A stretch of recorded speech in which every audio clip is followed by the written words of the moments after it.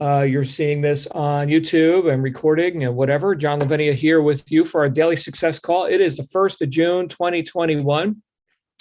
And I'm excited to be here with everyone as we get this whole platform launched or relaunched here within our e-commerce community. And so I wanted to talk with you a little bit today because I just met my new friend Mandy, who's on here with us right now, who's brand new to this whole operation and discovering the possibilities of online business and what could actually be created.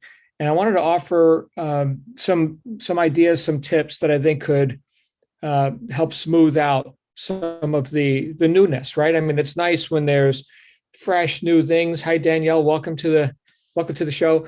It's nice when there's fresh new opportunities, right? It's like a novelty, right? We're on our honeymoon. That's all very nice, okay? But then what happens, right, when we go from the stage of the wonder and the excitement of starting something new to now actually having to put bread on the table or fruit on the tree, right? So what I wanted to do is talk a little bit about the transition from newbie to not necessarily master, because that sounds hey Andy, welcome. That sounds like a big order, right? To become a master. And yes, you can. You look at some of the people that you'll be learning from here, right? They've mastered certain things in their businesses and in their lives, right? Business is part of your life. And for those of you who are just, kind of finding this out, I'm more on the personal development side and the entrepreneurship and success psychology. That's what I've been doing for 30 years, not necessarily, nuts and bolts e-commerce stuff, right? There's lots of ways you could approach business. But my consideration is who's approaching it, right? So the person who would develop into mastery, that's the person who obviously, I would say is worth the investment, right? So you just invested in yourself. If you're here in this community, you're tuning in live. And if you're seeing this on YouTube, you're, a visitor, or you just stumbled across, who the hell is this John Lavinia guy, whatever, fine. Take your own inventory on this. But the question that I think a lot of entrepreneurs, thinking people anyway, ones who are really considering, what would be my best road to achieve my goals and to create the lifestyle for myself and my family that I think I deserve, right? One of the questions that, whether we know it or not, that we ask ourselves is this a good investment? Another way to ask that, getting back to the real point, is, would I bet on me? Am I a good investment? Am I a good bet? And you know what? This really comes down to something I was just talking about with my mastermind group just an hour ago. I run a international mastermind group for online, business people and all that, based on my writings, my books, and all that. But one of the things, the words that came up was character. Character. Now think about it like this.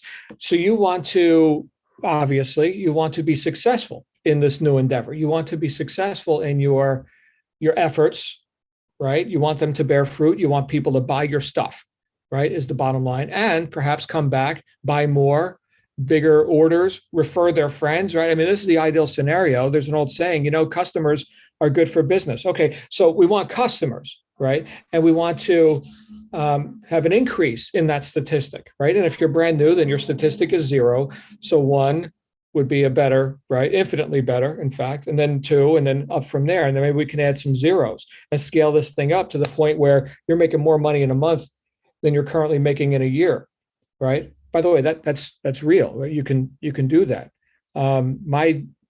My best month ever working a job was about $12,000, and I killed myself for it. It was like 80 hours a week. It was horrifying, affecting my health, all of that. My best month in business, right, doing business online, is 200,000. So 12,000 at the job, 200,000 not at the job. How's that sound? Is anyone vague on the difference between those two numbers? That's in a month, okay? So what does it take? What does it take to get to that level of performance and production? It takes character. I think it was the late Jim Rohn who was talking about you want to work twice as hard on yourself as you work on your business. Certainly, there's things we got to do. There's nuts and bolts. There's, oh, I see some people in the chat roll. Thank you. Danielle, Andy, thank you. So there's things that we're going to learn, right? That right now we know that we don't know. Like I don't know how to do that thing. My professional training back in the 1900s, back in the Stone Age, my professional training was diesel mechanic. And I learned how to do those things, which I obviously did not know how to do. And I learned how to do that on a gradient. In other words, I showed up at diesel college, and day one was, welcome everyone. Here's some theory, right? Let's start with metal, right? That's a good thing to start with. We've got steel, right? And you guys want to pass it around. This is steel. This may sound too silly, okay? But here's aluminum. Pass that one around now. Bang on it. Touch it, lick it, do whatever you want, right? Discover what this metal is and why we use this versus that, right? These things have different purposes. And then we can get into shapes, right? Here's nuts and bolts, right? And then eventually I could put together a whole engine out of a pile of crap on the floor, right? I know that much about it. So I developed mastery in that area on a gradient. And Mandy, you and I are going to be talking about this a little bit later when we have our welcome session. By the way, any of you who are here who have not yet booked your live welcome session with me, I am so looking forward to doing that. Make sure you fill out your survey or your student profile, right? Which you'll find on that same page where you saw my welcome video. So fill that out, get the book recommendations, and then and make sure you've got a live welcome session booked with me, because we're not going to be strangers. Okay. And by the way, Danielle and Andy, just so you know, this is the very beginning of this format, this platform that we're doing here. I was telling that to Mandy just before we went live, but this is going to grow, mark my words, to hundreds of people a day. So you guys are among the first. So just think back to these days, cherish the moment when it's nice and quiet, and anyone who's got a question can ask it. And we're going to go ahead and open it up here in just a minute. But back to my main point. How did you get, let's say, something that you've been good at in your life? Okay. So all of you, obviously something's working in your life. You've survived up to this point. That's good. Well done. Nice. Okay. So you've gotten good at some things, right? And there are other things which, admittedly, that's just not your thing. Now, what I have found is that interest renders aptitude. In fact, I wrote about this in my first book. So like I dropped out of trigonometry when I was in high school. The last advanced mathematics class I took was trigonometry. And then I decided, I don't even want to take this. Not for me. I didn't have an aptitude for it. And why did I not have an aptitude for it? I wasn't interested. Just not interested. When am I going to use this in my life? Now, I'm sure for other people, I guess if they're going to be building skyscrapers and bridges and stuff, and they got to do it's just not my thing. Not my thing. Okay. I'm into language. I'm into communications. I'm into philosophy. I'm into how people make decisions. And yeah, that's my thing. I became an author, right? So that kind of works, right? Just don't show me a spreadsheet. Okay. So what's the point of me telling you this and putting your attention on this is that you are good at some things. And then there are things that, admittedly, if you're honest with yourself, that these are not my things, right? I don't have an aptitude or an interest. I'm not good at it. I'm never going to be good at it. I don't even want to be good at it. Okay. That's why I hire an accountant.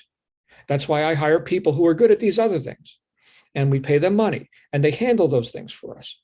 So what's the real punchline to all this? For you to develop mastery in an area of interest for you to go up that mountain, right? To traverse that gradient and to become profitable, of course, which means what? Productive, right? For you to be able to do that, you've got to develop a higher level of understanding and performance.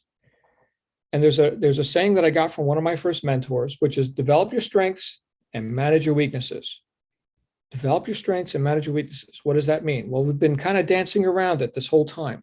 We develop our strengths, obviously, by practicing, right? You get really good at stuff. There's some things you're good at right now. That's fantastic. You didn't just show up yesterday and suddenly you're good at that stuff, right? You've been doing these things consistently to the point where others, onlookers, ignorant bystanders, whatever, can look and say, oh my goodness, you are above average in your performance, how spectacular that you can do that. You're special. But really what it was that you just were interested enough to keep showing up and doing it. And now you may not be the best in the world, but compared to that guy, my goodness, you're a master. Okay, great. So you develop your strengths, you manage your weaknesses. Now, how do we do that? This was the sticking point for me. And I already kind of gave you the answer, but I'm going to remind you because I need reminders too all the time. Sometimes I think, well, to manage my weaknesses, I'm just going to have to force myself perhaps to now do these things that I'm just obviously not good at. And social media, for example. So I've been practicing avoidance in the area of social media proliferation for about a decade. And so clearly, it's just not my thing. But it is a thing. It is a thing. Okay, so how do we manage our weaknesses? I already kind of gave you the answer. We manage our weaknesses via the strengths of others. Think about this whole idea of leverage or leveraged income. Okay, so if you've been operating like we talked about yesterday, I don't know how many of you caught the broadcast yesterday. Okay, but if you've been operating with like an employee mindset, hey Shannon, welcome to the call. Good to see you, Shannon. That's Shannon right there, everybody. So if you've been operating with like an employee mindset, that typically includes a linear income type mentality. I know one of the books I recommended to you all is Cash Flow Quadrant, Robert Kiyosaki. One of the quadrants is the Employee Quadrant, okay? And if you haven't read the book yet, I'll just give you a little, Cliff Notes version here. So you got employee, self-employed, business owner, and investor, 4 different approaches to earning money and surviving and, creating prosperity and whatever, right? So the employee mindset would be the lowest on the echelon. Okay, it's just one of the quadrants, and we're not making a moral assessment of it. It's not good, bad, right, or wrong. For some people, that's the right path.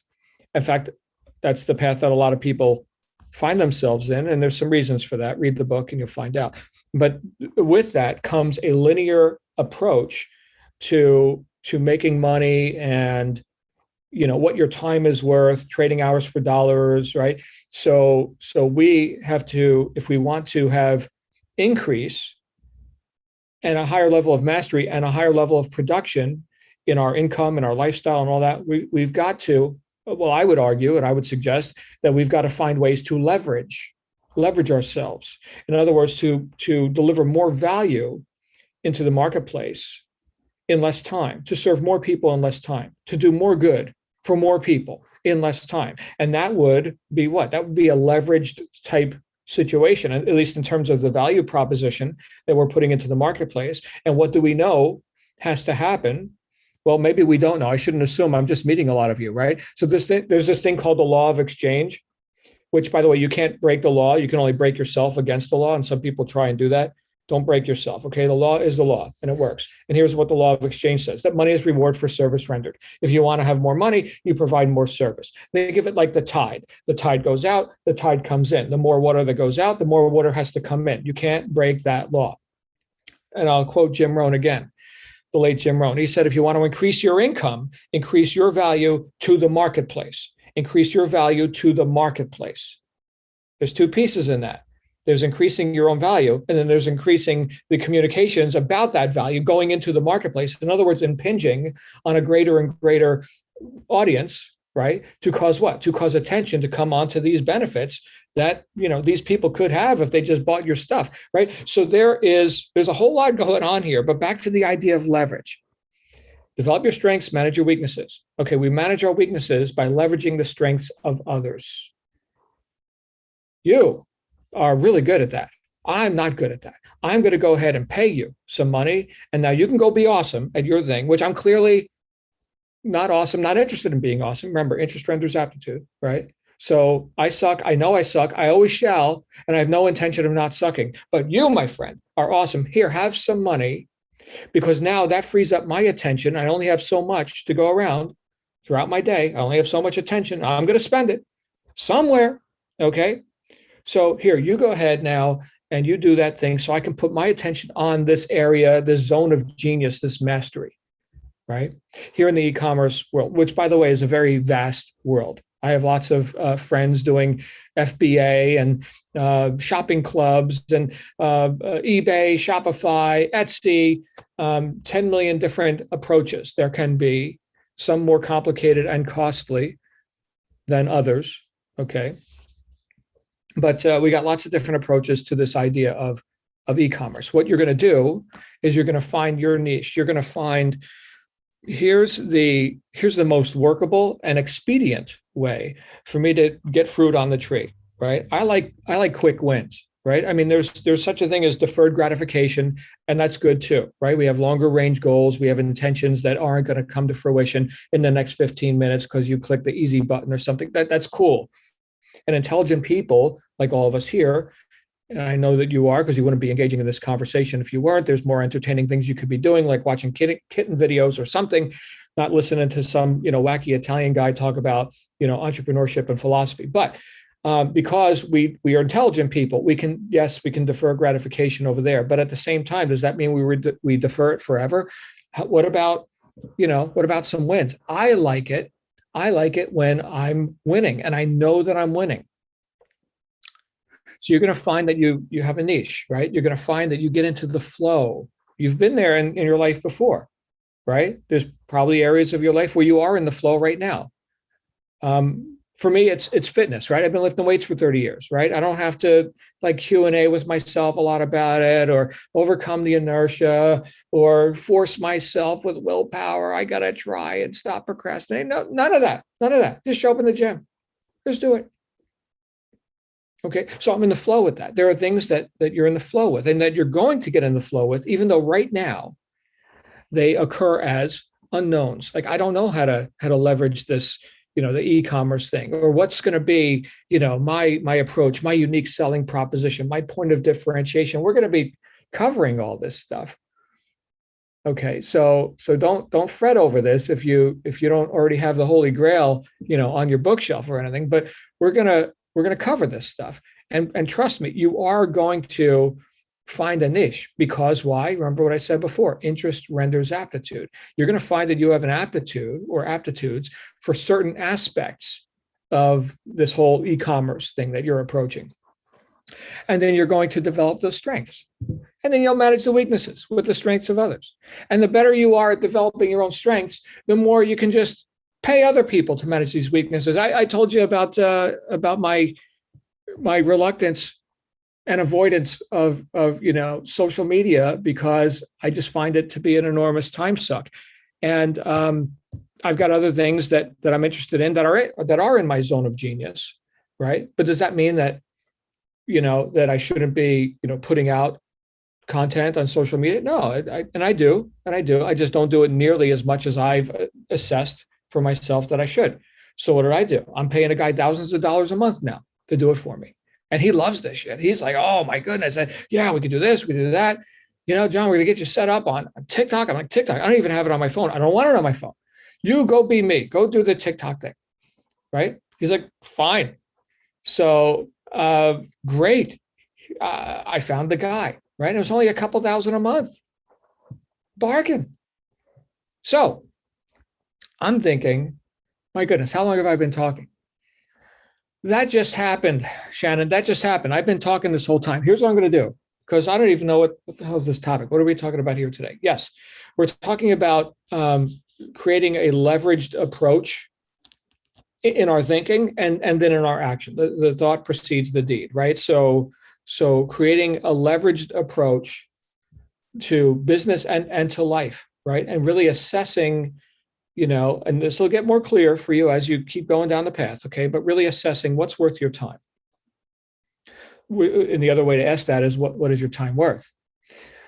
Back to the whole employee mindset thing. A lot of employee mindset people value money over time. And there's scales like that. So it's not 100% this way or 100% that way. But, the money importance, the relative importance of money seems to be, much more ostensible, right? We could see where people are really, they've got a lot of attention on money and they piss away time like they're immortal.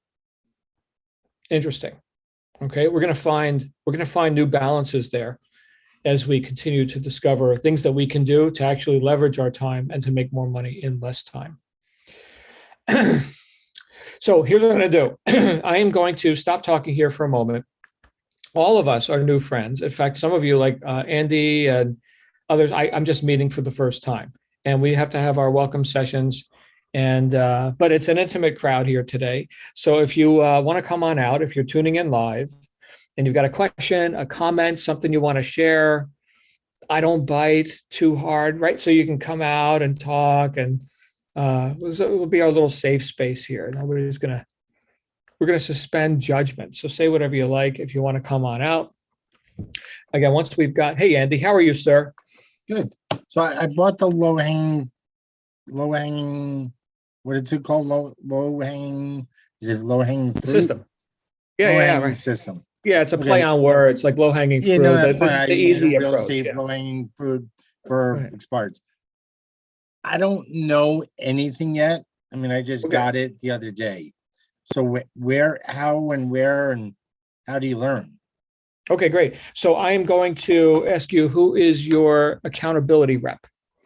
I have no idea. Okay. So we gotta send out a rescue shuttle here, Andy, because somebody dropped the ball. I'm gonna make sure that you've got what you need. Let me just take a look and see if I have your contact information. All right. So un momento. I will figure this out. I may have somebody. Okay. I mean, I just signed up, I think Wednesday or Thursday. Okay. Andy, I'm going to go ahead and I'm going to get somebody on your case. So stand by. Okay. I will get that handled for you, sir. Thank you. Glad you're here. Somehow you found your way here. So somebody told you how to get on this, because you don't just show up Rachel, here. Rachel, or I don't know, system. Okay. Very good. We'll get that handled. Andy, where are you located? U.S.? Yeah, Miami. Miami. Okay. Fantastic. Yep. Where are you? I live in Phoenix. Right now I'm in Tampa. Okay. Yeah. Right down the street. So we're all locals here. Do we have any? Yeah. So this system is still good. You can still make money doing the low. I don't know. Again, to me, I do real estate. You ask me about a house, I can teach you. I can tell you. Ask me about a mug, I don't know. I know how to drink from it. Okay. Well, you're in the right place, and yes, much more will be revealed as you discover, all that's in not only the course material, but my goodness, there's millions to be made. Yeah. So still just the mugs, or really with the approach, which includes more than just one particular product style. But yeah, that's a great low hanging sort of way to get in, is because of the simplicity of it. And I know people who've thrown six figures plus at starting e-commerce businesses, sourcing products from various countries and dealing with the bill of lading and the customs. And there's a whole lot, white label, right? And hopefully they get profitable in their first 2 years or something. What you're looking at here is a much more easy on-ramp, hence the title. And I don't mean to be, I don't mean to be rude or anything like that. I just don't know anything. So right. And I don't see you as, if my question is bad or whatever, I apologize. No, look, that's what we were just talking about. You know that you don't know, right? I don't consider you obtuse or something because you're claiming to not know. That's fantastic. Hey, I don't know. Somebody showed me something. We're going to get somebody on your case and make sure you've got everything you need. All right. So you're in the right place. Welcome, Andy from Miami. So you sold a lot of stuff online? Me personally, I've sold over $100 million worth of stuff online. Yeah. Holy crap. That's a lot. So, which is why they asked me to come here and, be a mentor for the community. And now we're doing this. But I'll tell you what, Andy, and everyone, it's at least 90% right here. Right? All the nuts and bolts stuff. Nice. Yeah, good, necessary. But more important than what you do is who's doing it. You've probably seen this in real estate, right?